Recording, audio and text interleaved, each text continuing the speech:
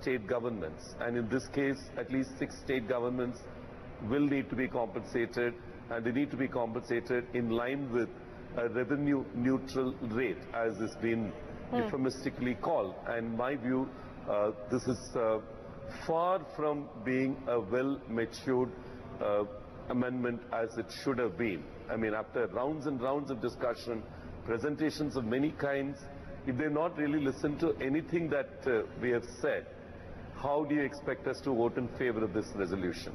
That's where we are. In my view, I just stand by what our Rajya Sabha representative mentioned during the Rajya Sabha session today.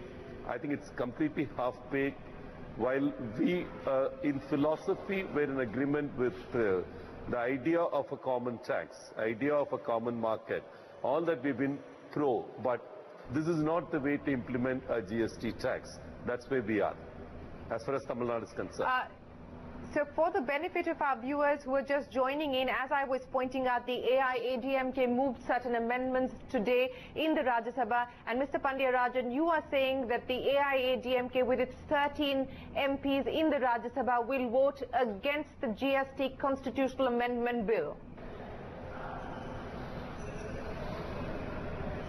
Unless the issues that we have raised are getting listened to, even at this late stage, central government cannot brush us aside. And if they think that Congress and BJP together can pass this bill, yeah, sure, they may in the Rajya Sabha, but it will have serious constitution to serious issues for the national fabric of togetherness. In my view, I don't think they should do this at all. In my view, the whole commercial taxes for Tamil Nadu, which is almost 2/3 of our own income, will stand to get redefined dramatically. And we do not buy the argument that what we gain in terms of service tax component can offset what we tend to lose from all other taxes put together. Already we've been discriminated against by the latest Finance Commission, reducing the percentage of sharing from the central government on all the taxes which go to them, especially service tax and excise, customs and all other taxes which go to the central government kitty and get divided back. We've lost almost 1%, roughly translated 2,200 crores per year is what we're losing. And now this entire reforms, which should have been done with a good enunciation of the principles behind the compensation sharing, they've been doing it with complete opaqueness. There's no transparency at all. And there are at least 3 different models of sharing which are getting bandied about. And I think it is too premature to have introduced in the Rajya Sabha. And I don't think this is a legislation which should be rushed through like this. So AIADMK's stance is that something which needed to have taken all the states' views more meaningfully is getting rushed through, and it's likely to fail. This whole haste with which the whole thing is getting done. In my view, those 4 issues which AIADMK has been putting up, on which we are moving certain amendments, are very critical for us. And not only for us, it's also for the other 6 manufacturing states. And the kind of message you will send out would be that we can penalize these states which are manufacturing states, which are exporting states. And today, for the sake of being part of a party, Congress or BJP, these other 5 state governments may not understand what they're getting in for. And they will need to answer their electorate. Some of the states are facing the elections soon. And to my mind, no sensible origin state can go with a model like this. And a model like this can be seriously impeding the states of this kind. Yeah. Well, you seem to be in minority at this point in time, Mr. Pandya-Rajan, but that is the big breaking story at this point. The AIADMK, with its 13 MPs in the Rajya Sabha, moved 4 crucial amendments to the GST Constitutional Amendment Bill. Just to recap for our viewers, some of the amendments that they moved had to do with keeping petroleum products outside of the GST ambit in perpetuity. They, of course, don't want alcohol to be in the GST ambit. Some of the other amendments were proposing a tax, an interstate tax not exceeding 4%, and the levies of that to be shared with the origin state. Of course, this will be collected by the centre. So those were some of the amendments that the AIADMK proposed to move today. And the big breaking story, Mr. Pandya Rajan saying if they are not given a categorical assurance on some of those concerns that they've raised, they will vote against the bill. Let me bring in Kiran Mazumdar-Shaw. She joins us as well. Kiran, you're listening to what the AIADMK spokesperson, Mr. K. Pandya Rajan, has to say here on CNBC-TV18. This is the first reaction coming in from the AIADMK.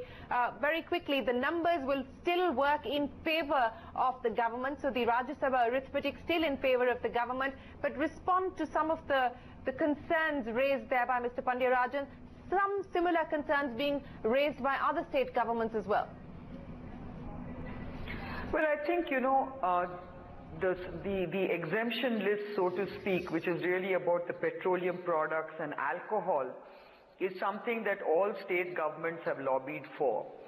And I'm not too sure what the consensus is, but I would have imagined that this, this lengthy debate that we've had on GST should have addressed some of his concerns. Having said that, I think you need to, build a general national consensus on the broad guiding principles of what you're trying to achieve from GST. And to me, the broad guiding principles are creating this common market, rationalization of the state and central taxes, and the most important thing is about the ability to assess in an easy way, and more importantly, to basically get maximum compliance. There has also been a lot of debate on the percentage, whether it should be capped at 18%, whether you should have a band of between 18 to 20% or 16 to 19% or whatever it is. But I think, we need to start somewhere. After all, you are, coming in with a big bang tax reform, and nothing is going to be perfect. I think you have to start at a reasonable level. I don't think it should be as a constitutional amendment. I don't want to see the cap as a part of the constitutional amendment. You need to have it in the rules, and which you can tweak over time as you want to achieve that revenue neutrality. You're absolutely right, and it is not part of the Constitutional Amendment Bill. It will be dealt with later in the GST bill itself. But Kiran, we were talking about India Inc.'s readiness or preparedness to deal with the GST now, and there are concerns being raised there. In your experience and personally at what you've been able to do at Biocon, how confident do you feel about India Inc.'s readiness? Well, I'm given to understand that, the IT backbone is fairly ready. Now, if that is the case, then I think it will be easier for India Inc. to adopt GST. But, as they say, the devil is in the detail, and I think implementation is going to be very key to rolling out GST in time. And if indeed the IT backbone is in a state of readiness, then I feel more confident. But if it isn't, then I fear that we are going to have a long, arduous journey of actually making sure that we roll out GST in an optimal way. So, that is really what it's all about. I mean, India Inc. is ready to embrace GST and adopt GST and, have this online self-regulatory way of, providing that assessment for taxation. But I really need to see how ready this IT backbone is, because everything depends on that. Since we're talking about the IT backbone, we had Nandan Nilekani on the channel, and he was talking about his experience with 2 finance ministers and heads of 2 empowered committees on the GST. Of course, he was the man responsible for putting together the GST network as well. And we had the finance minister today also talking about the readiness from a technology perspective, and he did seem to suggest that we would be ready as and when there is that April 1, 2017 deadline, but he of course did not commit to that timeline. Very quickly, Kiran, because the sort of work in progress or the actual negotiations, the clarifications on the model law and so on and so forth will start only now, and the government has of course been seeking stakeholder feedback as well. Any pain points, any areas of concern that you would like the government to address? Well, I think, if I look at our own sector, the pharma sector, I think, we need to really look at, how we are going to look at the whole supply chain and see how much tax rationalization there can be. But, there is a very, sort of contentious issue of drug price control versus, the taxes that we are being levied all across the chain. So I'd like to see how that complexity works out. But otherwise, I just think that I want to wait and see when this GST is going to be announced, what the whole IT backbone looks like. We're all sort of second guessing what it's going to be all about. So I think, we need to wait and see what it's all about. Well, there is some amount of second guessing that is on, and of course to start with on the rates. But Kiran, appreciate you joining us here on CNBC-TV18. That's Kiran Mazumdar-Shaw. But let me go back to our tax panel in Mumbai. And Hari Shankar, we were talking about the implications for the services sector. In terms of e-commerce, in terms of telecom, in terms of FMCG, for instance, which are the sectors that you believe will be negatively impacted, at least in the short to medium term, as and when the GST rolls out? So let me put it in this manner, is that definitely sectors like manufacturing, retail, maybe even consumer electronics, FMCG, and again the question is, for a minute, if you not take into consideration as to what the rate is, and we hopefully will have a moderate rate, will benefit. The services sector, which today at least has a rate of 15% and tomorrow optically may have 18 or more than 18, we really don't know. So optically people will believe that that tax rate is increased. To some extent, even the tax rate increase will have some degree of cushioning, because there is expected to be an efficiency as far as cascading is concerned, and that is one area as far as the input tax cascading or the input tax credit flow in the model law is concerned. That's one area where I think they have drafted reasonably well, with some tweaks that may be necessary. So by and large, other than the services industry, where I think optically a common man might see that the rate is increased, by and large in the medium to long term, it will be beneficial if there is a moderate rate. Right. Rajeev, let me come to you now and take the sectoral implications forward. For instance, for the financial services sector, what are the key concerns, in terms of place of supply, input recoveries, and so on and so forth? From a sectoral perspective, which are the sectors that we should be watching out for? So if you look at financial services, it has, of course, a broad sweep. There are fund-based activities, which I would imagine will stay out of the GST aspect. And then there are fee-based activities. So the same legal entity would be performing fund-based activities and fee-based activities, partly in the GST spectrum and partly outside the GST spectrum. That is the first level of complication that these companies will face, because there are common services that come in. That's one part of it. The most banks, financial institutions, are not organized state-wise. They are organized function-wise, financial power-wise, or maybe retail banking, corporate banking, product-wise. They will now have to learn how to cut lines across state boundaries. So how to create a separate books of accounts for Delhi, and then figure out what taxes ought to be paid in Delhi, what's the level of type of contracting that they have with the customer. So you could have a scenario where you have a client in Bombay, where you're transacting out of Delhi in relation to a project in Gujarat. Which state gets the right to tax that? So there are many questions that will get asked from the sector, which they've historically never asked themselves, because they were structured on a national basis. It didn't matter where the service provider was, where the service recipient was. So one is the operating environment post GST, where they will have to now follow certain rules largely along state line. That is the one level of complication which now creeps into that sector. And second, financial products get introduced based on global trends, based on need of the customer. So it's a very flexible business. And every time a new financial product gets launched, they'll have to now understand the tax implication, how much of that is a fund-based activity, how much of that is a fee-based activities. So some questions which they never had to imagine, they were only looking at yields, risk profile, those kind of issues, they will have to now start validating against tax and compliance issues. So their life is about to change. Okay, let me go back across now to the AIADMK spokesperson, Mr. Pandya-Rajan. Mr. Pandya-Rajan, a question that's come in to us, so let me put that to you.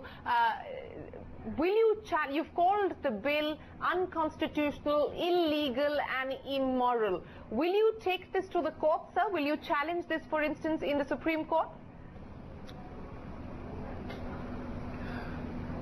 Yeah, that option remains with us, but we still think the BJP leadership will actually listen to what we have to say, because it can't happen that 2 days back a cabinet meeting decides on something and you move the bill draft, which is given hardly a day back to us, and it says completely different things, especially on this 5-year kind of horizon, where the select committee, the empowered committee of finance ministers, just recommended that the compensation should be provided for a period of 5 years.